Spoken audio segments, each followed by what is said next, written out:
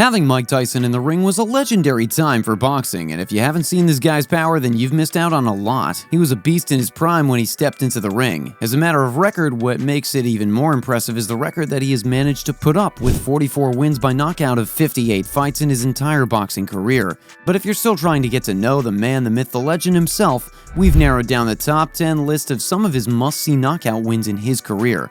Before we give it to you, we want to thank you for watching. Please hit the like and subscribe buttons for more of our updates. So let's get to it. During this fight with Francois Botha in 1999, the earlier rounds weren't looking great for Mike Tyson. The judges' scoring cards just weren't favoring him, and his hits weren't connecting accurately. But for the people watching during that time, they also didn't expect a lot of performance from Tyson after he had just served 19 months of suspension after the infamous ear-biting incident with Evander Holyfield. But everyone was still excited to finally see him back. He was about to lose this fight with Botha if he had kept it up, but no, Iron Mike will most definitely not let his comeback close off as a loss. So in the 5th round, he knew he had to step up or lose the chance to win the match. After throwing a powerful left flush to his opponent's face, it seemed as though the world had stopped, and Tyson's relatively poor performance had just been erased from core memory. His opponent felt the pain of the punch and ultimately fell to the canvas until eventually the match was called over. Mike Tyson's 1988 fight with Tony Tubbs in Tokyo had seen him become the legend that he is today, because this was only 2 months after the former had won a well-deserved victory over previous heavyweight champion Larry Holmes, as well as his first ever title defense held outside of the US. The first round was pretty much anyone's game at that point, with Tubbs pulling out all of the defensive strategies he has by landing several punches towards Tyson and also avoiding getting punched himself. But the second round? Well, that's a completely different story. While it did seem like Tubbs was still keeping up with how aggressive Tyson usually is, it seemed like he was already losing power after Tyson had thrown him a solid left hook in the head. And word on the street is that once you're caught by Iron Mike, there's no turning back. Tyson was extremely lucky and precise, as he had landed a right body shot and right uppercut combination that turned Tubbs' legs into spaghetti, had him grappling for the ropes, and hugging Tyson to keep himself up. During this time in 1985, Mike Tyson was still building up a career in boxing himself, throwing punch after punch, knockout after knockout, and just rising to become the Mike Tyson that we know today. This was one of his defining moments as a boxer, as this was his 10th match in his entire professional career, and he didn't waste time in ending it as soon as he could. Oh, and for a little fun fact, this is his second quickest win ever. After charging when he first saw the opportunity to throw in the power, he immediately threw a left hook, rendering Colay, his opponent, down and helpless. He tried to get back up to his feet, but the impact was just too severe to continue, as the audience had seen his legs wobble and struggle to get back up before the referee count was over. He went on to win the match. Oh dear, that must have been embarrassing for Colay. But it's Mike Tyson. It should be at best an honor. This was one of Mike Tyson's most memorable boxing fights of all time, as it was one of the firsts that he did right after serving 3 years in prison, and his opponent this time, Buster Mathis Jr., who was one of the new but undefeated boxers in the league. If that means anything, then Mathis was supposed to be a tough fight for Tyson, and he was, sort of. Tyson, while being known to have superbly powerful punches in one go, had a hard time connecting them to Mathis, as the latter was fast enough to avoid them, slipping, clinching, and even bobbing. The guy knew he had to steer clear of them if he wants to come out of the fight alive, and he did that. But no matter how much dodging you've done and how fast you are at countering when it's Mike Tyson that you're facing, that would all be useless, because you just have to give him one opportunity to strike, and all hell will break loose. After landing uppercuts after uppercuts to Mathis, he immediately dropped to the canvas and was unable to get up before the referee had reached his count to 10. When you're a man of a fierce reputation like Mike Tyson, you're not going to allow yourself to retire in a very anticlimactic fashion. You have to make it count the best way possible, and at the age of 36 in 2003, Tyson was facing off Clifford Etienne for the last professional match of his stellar boxing career. The pressure for Tyson to give a wonderful show and prove his greatness was on, and he did in what seemed like a very easy victory for the legend. After having connected a clean right hand towards Etienne, a move he did not see coming, he had sent him kneeling to the ground.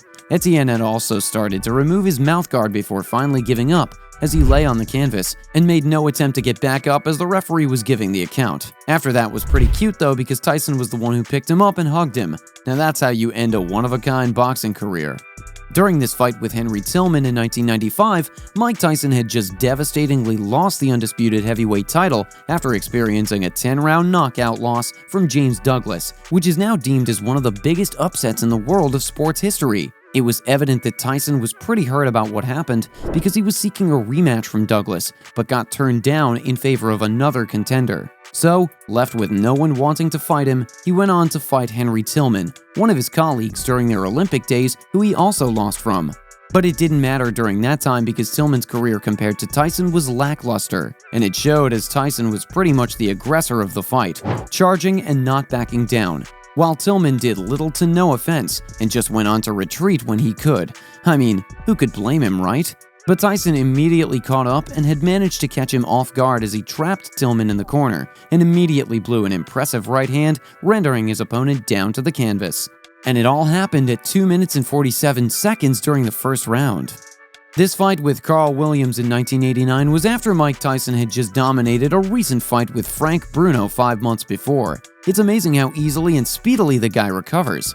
And along with how fast he recovers, it's not a coincidence to see Tyson just beat the hell out of Williams just 93 seconds into the match. The fight began pretty decently with the two just exchanging jab after jab, and it had looked like it was going to last until the last round. But Tyson being Tyson doesn't want to endure the long and exhausting fights when he perfectly knew himself that he could just end it right then and there. And he did. With his staunch aggressiveness, Williams was having trouble defending himself, and with a split second wherein he had to put his guard down, he also went down with it. Williams attempted to throw a jab at him, but Tyson instead saw that as an opportunity to strike with a powerful left hook that put Williams falling. However, this was a pretty controversial victory for Tyson because while the referee was doing his countdown and Williams had actually gotten up just right on time before it was over, Tyson was then already declared the winner by technical knockout.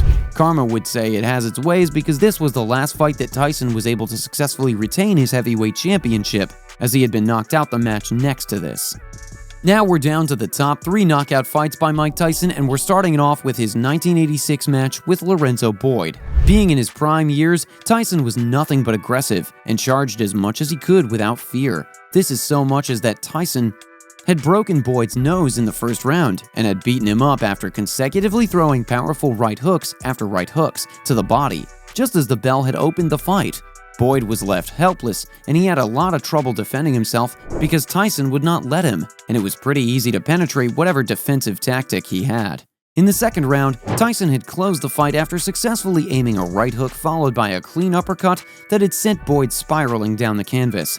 Boyd was not able to get up on time. This match was one for the books as it had been dubbed Judgment Day because this was the fight that would determine which boxer would become the first undisputed heavyweight champion since Leon Spinks in 1978. It was even more historical as all 3 boxing organizations, the World Boxing Council, World Boxing Association, and the International Boxing Federation had teamed up to make this happen. And while everyone had expected a fight to happen, Tyson was just too much of a match for Trevor Berbick, as he had easily clinched his victory in the second round via a technical knockout. Right when the fight had started, it was easy to spot that Tyson was the superior boxer after giving no mercy to Berbick after throwing in several successive punches accurately. With a 4-punch combination, Berbick was set to lose as he wasn't in the best shape by the second round. Tyson then delivered the final blow with Berbick failing to get back up. Known as the long-awaited once-and-for-all match in 1988, this match with Michael Spinks was one worth watching, as both Tyson and Spinks were undefeated before this match and were also gunning to be the legitimate heavyweight champion. And with a lot of controversy after a commotion that had happened before the fight, alleging that Tyson cheated because his wraps had seemed like something was under them, in which Tyson was angered because of the delay. In the first 10 seconds of the match, he had sent Spinks down, but he was able to get back up. After Tyson had taunted Spinks to throw the best punches he could, Tyson then responded with a powerful left-right combo, which had sent Spinks sleeping until the referee had ultimately declared him the winner by knockout. And that's it for the top 10 Mike Tyson knockouts. Be sure to hit the like and subscribe buttons for more updates. Until next time.